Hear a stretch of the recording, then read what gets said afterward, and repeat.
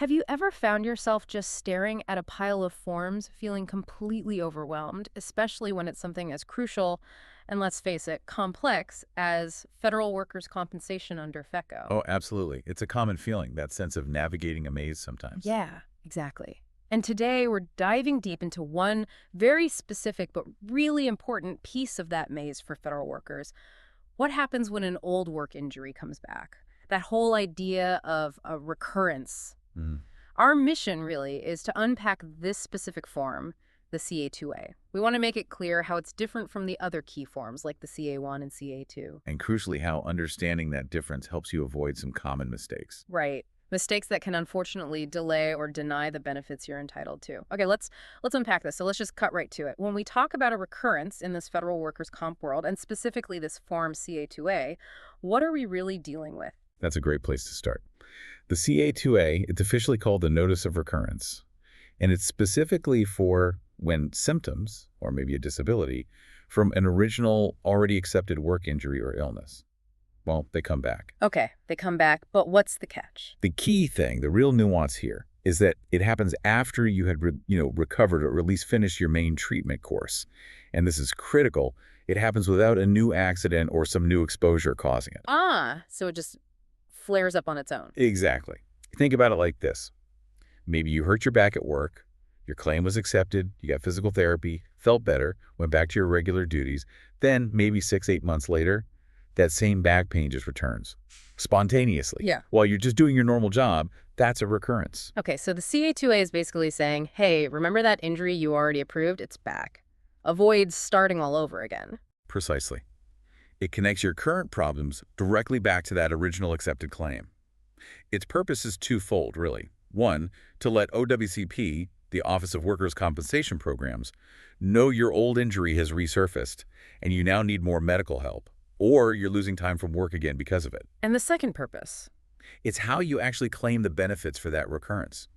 Getting the medical bills covered, or getting wage loss compensation if you can't work. Makes sense. Are there different types of recurrence? Yeah, basically two main types. You can have a recurrence of the medical condition itself, meaning you need more treatment after you'd gotten better. Or you can have a recurrence of disability, meaning you were working, maybe even full duty, and now you can't because the old injury is limiting you again. And for either type, it's the CA2A. Yes, for both, you'd file the CA2A. But, and this is a big but, you absolutely must provide medical evidence. Solid proof from your doctor connecting this flare-up back to the original injury and confirming no new incident happened. That without a new accident or exposure part. That sounds like where people could easily get confused. It feels like a fine line sometimes. It really is. And that brings us to the biggest initial distinction we need to make crystal clear. Which is? The CA2A is not for new injuries. It's not for new exposures at work. Even if something new happens and affects the same body part you injured before, well, that's generally considered a new claim. Ah, so you wouldn't use the CA2A then? No, you'd need to file a new CA1 or a new CA2 form. This is probably the most critical point to grasp right at the start. Okay, so let's talk about why getting the right form is so crucial. This isn't just bureaucratic nitpicking, is it? Not at all. It's absolutely vital for your claim. Filing the wrong form can lead to significant delays, or even outright denial. Oof. Let's quickly break down the main form so the difference is clear. Good idea. Let's start with the CA1. Okay, CA1, that's the traumatic injury form. Think sudden one-time events, something that happened during a single work shift or work day. You slipped and fell, you cut your finger on equipment, a mail cart hit you. Something you can point to and say, it happened right then on that day. Exactly. If it happened at a specific moment or within one workday, it's generally a traumatic injury, and you use the CA1. And a quick side note, filing that CA1 within 30 days is important because it allows you to potentially request continuation of pay or COP for up to 45 days. Right, COP is a big deal. Okay, so that's CA1. What about the CA2? The CA2 is for occupational disease or illness. This covers conditions that develop over a longer period, not just one incident, but maybe repetitive motions or prolonged exposure to something harmful at work. So like carpal tunnel from typing all day? Or maybe gradual back pain from lifting over many months? Precisely. Tendinitis from repetitive tasks, hearing loss from constant loud noise, that kind of gradual onset condition. If it didn't happen because of one specific event on one day, but rather built up over multiple shifts or longer, That's when the CA2 is the right form. Okay, so CA1 for sudden events, CA2 for gradual conditions. Correct. And that brings us back full circle to the CA2A, the notice of recurrence. Its job is very specific.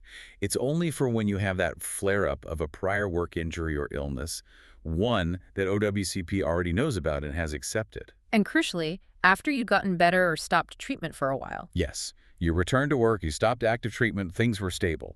And then the same condition acts up again, but, and here's the key again, without a new incident or exposure at work causing it. If we connect this to the bigger picture, it's linking today's problem to yesterday's approved claim, assuming nothing new intervened. So let's really hammer this home. The absolute do not rule. Do not use the CA2A if something new happened at work that aggravated your condition.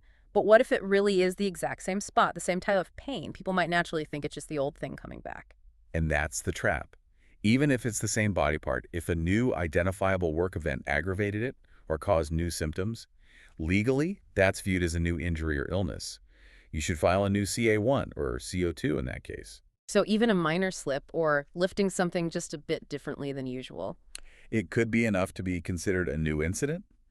The CA2A is reserved for that spontaneous return of symptoms, or maybe what's called a consequential injury, like, say, limping from your original accepted knee injury eventually causes hip pain.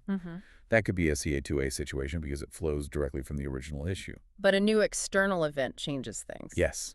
The official OWCP guidance is super clear on this. It literally says, and I'm quoting here, if a new injury or exposure occurs, a new form, CA1 or CA2, should be filed.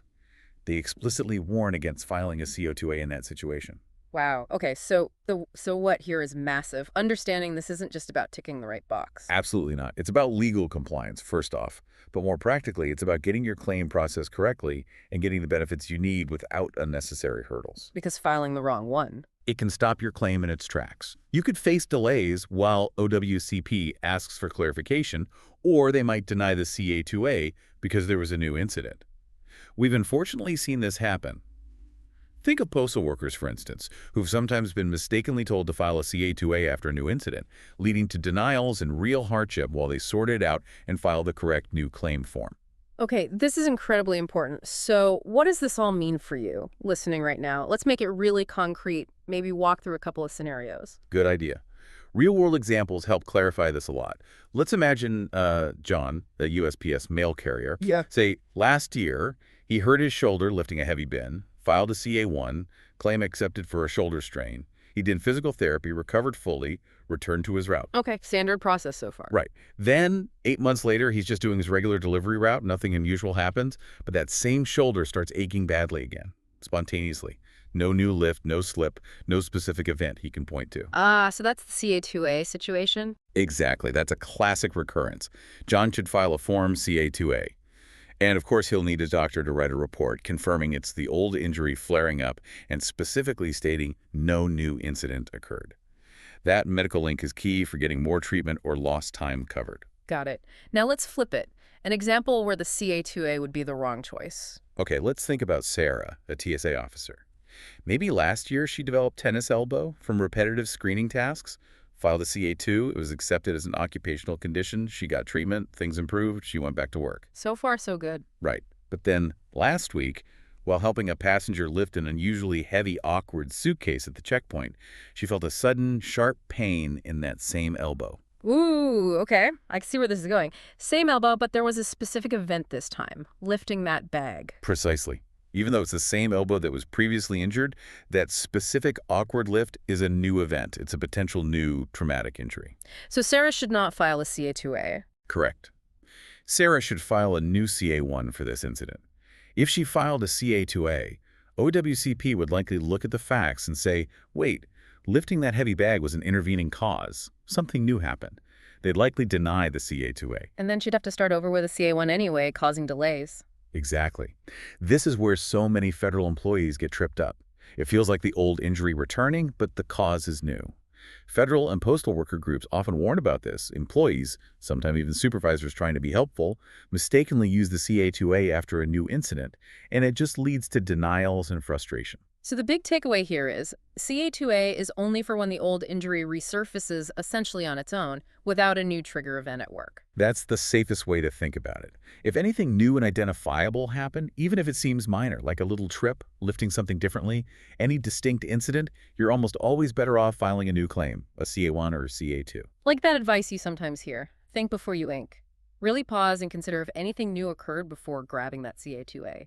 Exactly. A moment of thought can save weeks or months of trouble later. Okay, so filing the right form is step one. But you mentioned earlier, and it came up in the examples, that medical support is crucial for recurrence claims.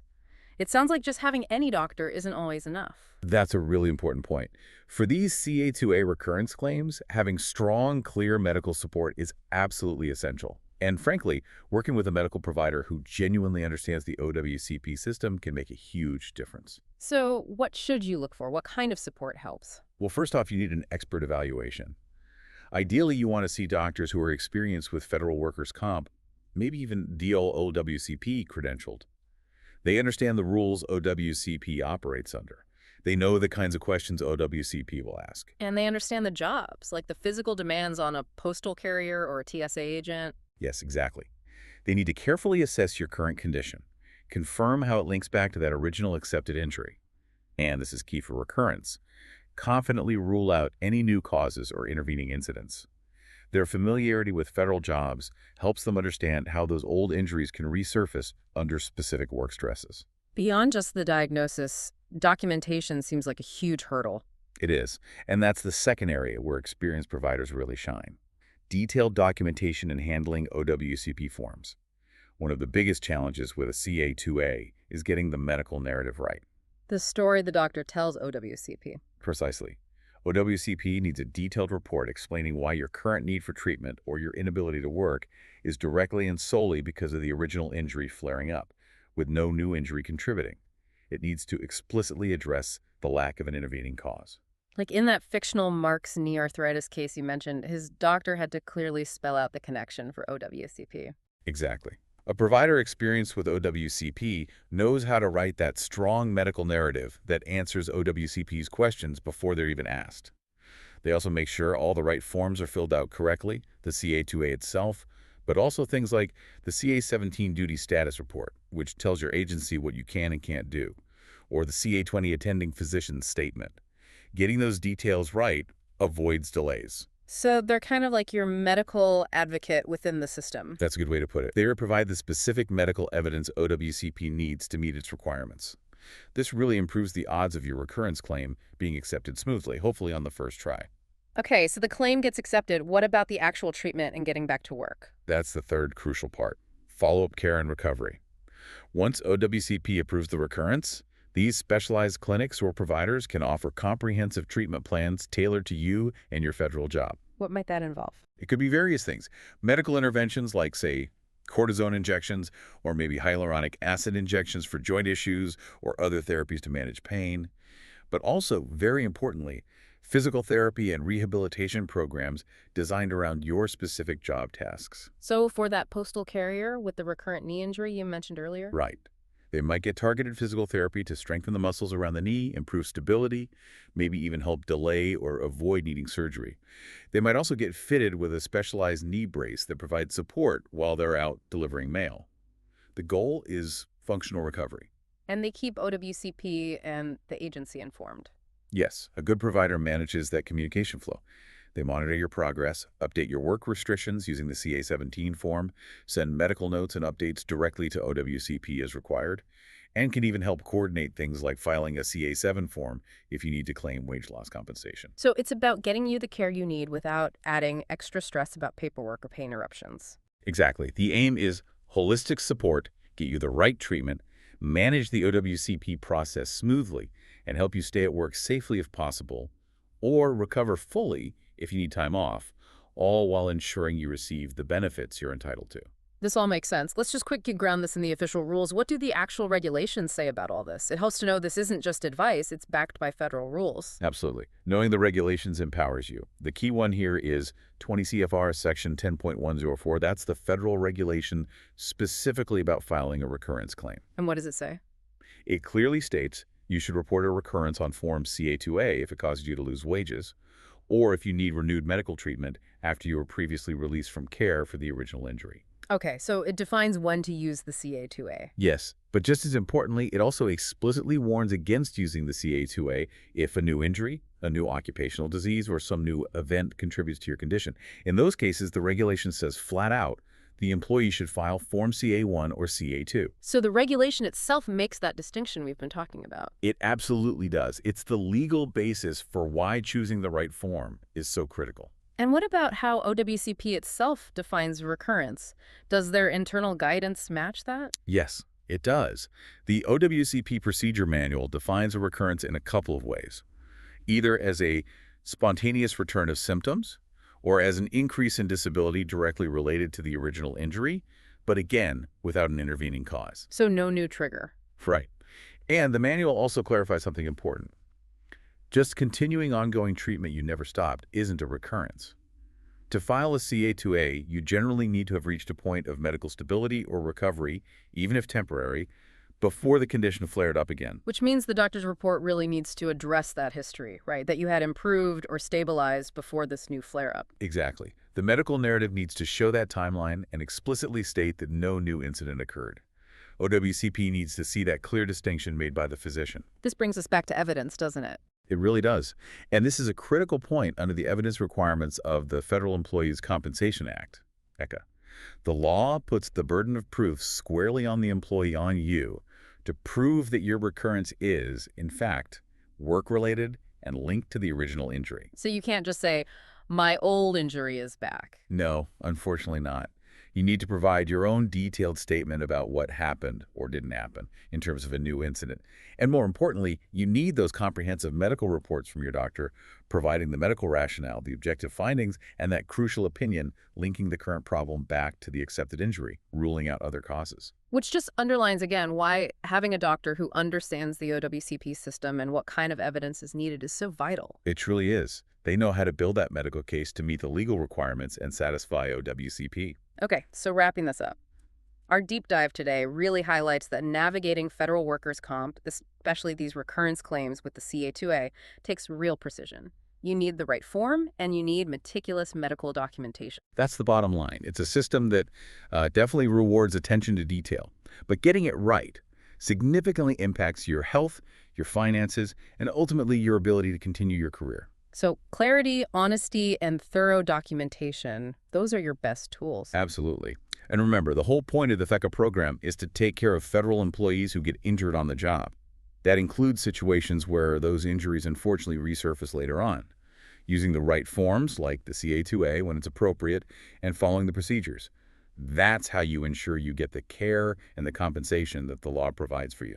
It's really about more than just paperwork, isn't it? Understanding these distinctions is fundamental to protecting yourself, your health, your job, your peace of mind when dealing with this complex system. As you've listened today, what distinction or piece of advice really stands